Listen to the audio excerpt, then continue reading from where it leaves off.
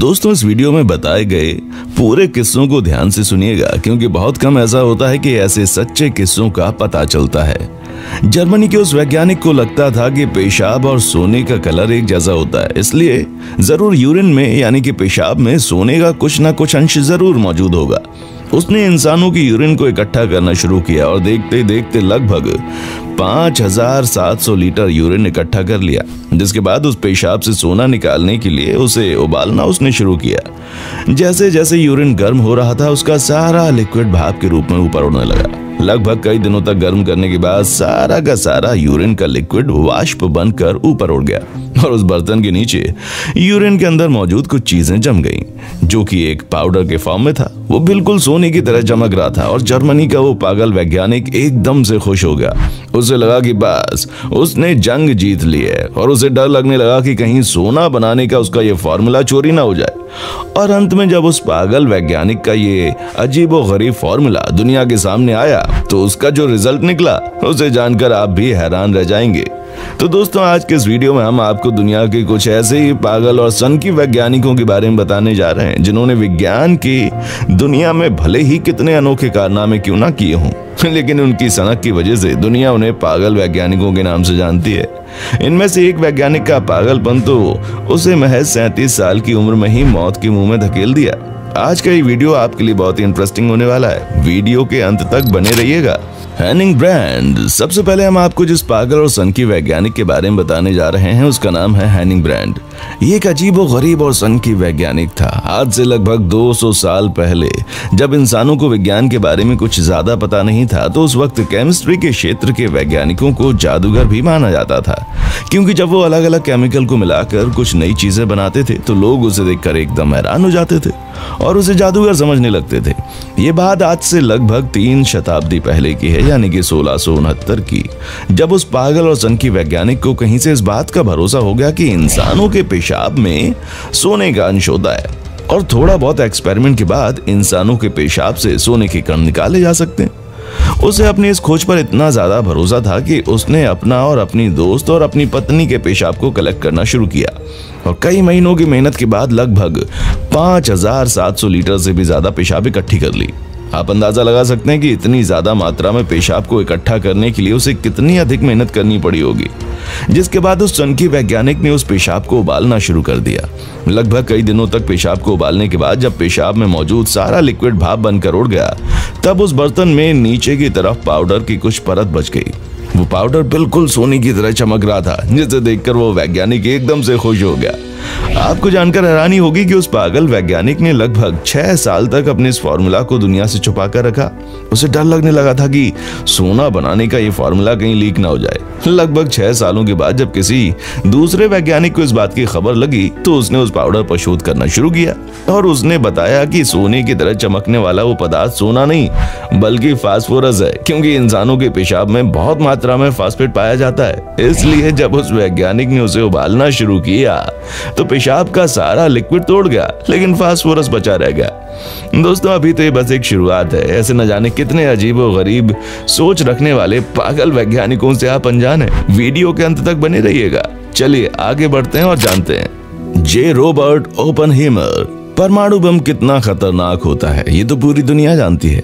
दुनिया का हर कोई इंसान जानता है कि साल 1945 के लगभग जब जापान के ऊपर अमेरिका ने परमाणु बम गिराया था, तो उसका क्या हाल हुआ था। लेकिन किसी को नहीं मालूम कि जापान पर परमाणु हमला करने से ठीक 20 दिन पहले अमेरिका में क्या हुआ था। हम बात कर रहे हैं दुनिया के उस खतरनाक वैज्ञानिक की, जिसका नाम है जे रॉबर्ट ओपेनहाइमर। एक ऐसा वैज्ञानिक जिसे फादर ऑफ एटम बम कहा जाता है। दुनिया के सबसे महान वैज्ञानिक में से एक अल्बर्ट आइंस्टाइन और जे रॉबर्ट में कुछ चीजें कॉमन थीं। दोनों ही न्यूक्लियर फिजिक्स के एक बेहतरीन वैज्ञानिक थे और दोनों लोगों ने थ्योरी ऑफ एटम बम के ऊपर काम किया था। और ये घटना उस वक्त की है जब दुनिया में द्वितीय विश्व युद्ध चल रहा था। उस वक्त अमेरिका में एक सीक्रेट प्रोजेक्ट चल रहा था, जिसका नाम था मैनहट्टन प्रोजेक्ट, और इस प्रोजेक्ट का लीडर बनाया गया जे रॉबर्ट ओपेनहाइमर को। अमेरिका को इस बात का डर था कि कहीं जर्मनी उससे पहले परमाणु बम को ना बना ले, इसलिए जे रॉबर्ट के ऊपर इस बात का दबाव बढ़ गया कि उसे किसी भी हाल में जर्मनी से जल्दी एटम बम तैयार करना है। उस सन की वैज्ञानिक ने रात दिन मेहनत करके परमाणु बम को तैयार कर लिया और वो दिन था 16 जुलाई 1945, जब वे सभी वैज्ञानिक न्यू मैक्सिको में अपने बनाए गए परमाणु बम का परीक्षण कर रहे थे। जे रॉबर्ट ओपेनहाइमर बहुत दूर से परमाणु बम के इस परीक्षण को देख रहे थे और जब उन्होंने देखा कि परमाणु बम का सफल परीक्षण हुआ तो उसी वक्त आसमान में लगभग 40,000 फीट की ऊंचाई तक मशरूम की तरह दिखने वाला एक भयंकर क्लाउड दिखाई दे रहा है। इस नज़ारे को देखकर वो एकदम से डर गया। उसे लगने लगा कि उसने इंसानों के वजूद को खत्म करने वाला एक ऐसा खतरनाक आविष्कार कर दिया है जो उसे कभी नहीं करना चाहिए था। परमाणु बम के उस सफल परीक्षण के सिर्फ 20 दिनों के बाद अमेरिका ने जापान के ऊपर परमाणु अटैक कर दिया।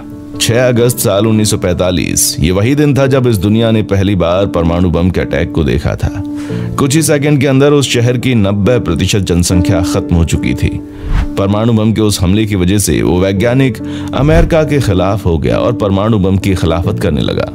अमेरिका का इतना बड़ा वैज्ञानिक होने के बावजूद भी उस वक्त का प्रेसिडेंट उसके इस खिलाफत की वजह से उस वैज्ञानिक से उसकी हर एक चीज छीन ली।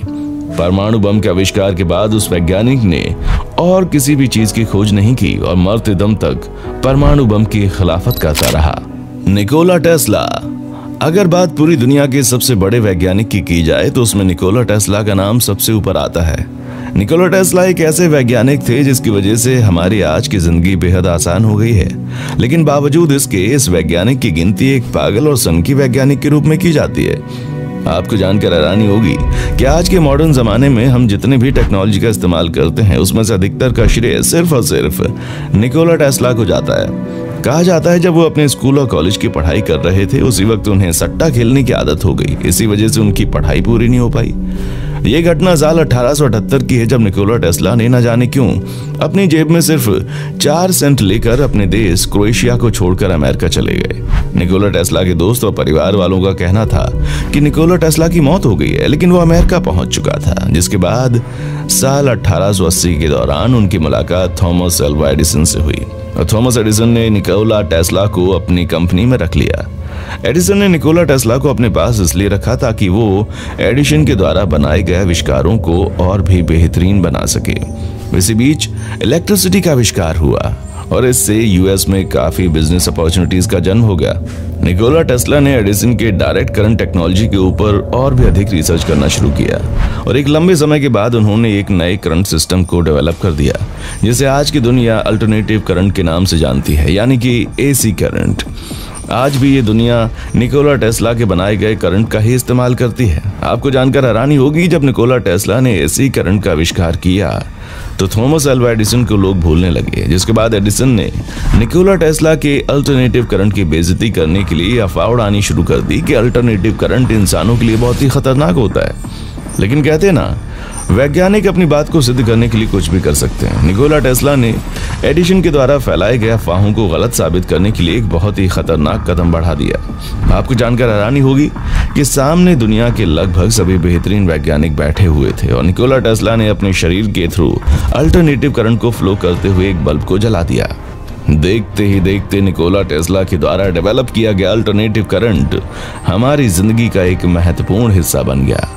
यही वजह है कि निकोला टेस्ला को आज की दुनिया का सबसे बड़ा वैज्ञानिक कहा जाता है। लेकिन अपनी बात को सिद्ध करने के लिए उसने जो खतरनाक कदम बढ़ाया था उसकी वजह से निकोला टेस्ला की गिनती भी सन की वैज्ञानिकों की लिस्ट में होती है। Jack persons. अब हम आपको एक ऐसे वैज्ञानिक या फिर कहें तो एक ऐसे सनकी वैज्ञानिक के बारे में बताने जा रहे हैं जिसकी सनक की वजह से उसकी मौत महज 37 साल की उम्र में हो गई। इस अमेरिकी वैज्ञानिक का नाम था जैक पर्सन्स। साल 1920 से लेकर 1938 के बीच अगर कोई कहता कि वो रॉकेट साइंटिस्ट है तो सारे लोग उसका मजाक उड़ाते थे। उस वक्त के दौर में कोई भी यूनिवर्सिटी में रॉकेट साइंस नहीं पढ़ाया जाता था और लोगों को रॉकेट के बारे में सुनना साइंस फिक्शन की फिल्म की तरह लगता था। इसी बीच अमेरिका का वैज्ञानिक जैक पर्सन्स अपने 4 साथियों के साथ मिलकर खतरनाक और एक्सप्लोसिव एक्सपेरिमेंट करने लगा। इसका मकसद था एक ऐसे ईंधन को तैयार करना जिसका इस्तेमाल रॉकेट में किया जा सके और उसने ऐसा किया भी। उसने रॉकेट की दुनिया में एक ऐसे शोध किए जिसका इस्तेमाल आज भी रॉकेट साइंस में किया जाता है। ये घटना है 17 जून साल 1952 की, जब एक ऐसे ही ईंधन की खोज के वक्त उनके एक्सपेरिमेंट में एक भयंकर एक्सप्लोजन हो गया और इस महान अमेरिकी वैज्ञानिक की उस एक्सप्लोजन की वजह से मौत हो गई। उस वक्त उनकी उम्र महज 37 साल थी। हालांकि कुछ लोग ये भी मानते हैं कि उस वैज्ञानिक की किसी ने हत्या कर दी ताकि उसके एक्सपेरिमेंट और उसके किए गए आविष्कारों को अपने नाम कर सके। तो दोस्तों, देखा आपने, वैज्ञानिक अपनी बातों को सही साबित करने के लिए किस हद तक जा सकते हैं। वैज्ञानिक अपनी कल्पनाओं को वास्तविक रूप देने के लिए इस पागलपन तक जा सकते हैं। यही वजह है कि दुनिया के अधिकतर वैज्ञानिकों को सन की इंसान के तौर पर देखा जाता है। उम्मीद करते हैं ये वीडियो आपको अच्छी लगी होगी और आपका इन वैज्ञानिकों के द्वारा किए गए शोधों को लेकर क्या राय है, हमें कमेंट सेक्शन में आकर जरूर बताएं। वीडियो अच्छी लगी है तो इसे लाइक कीजिए और हमारे चैनल को सब्सक्राइब करके बेल आइकन को ऑन करना बिल्कुल ना भूलें, क्योंकि the earth adventure in Hindi की टीम आपके लिए हर रोज ही ऐसी इंटरेस्टिंग वीडियोस लाती रहती है। देखने के लिए शुक्रिया।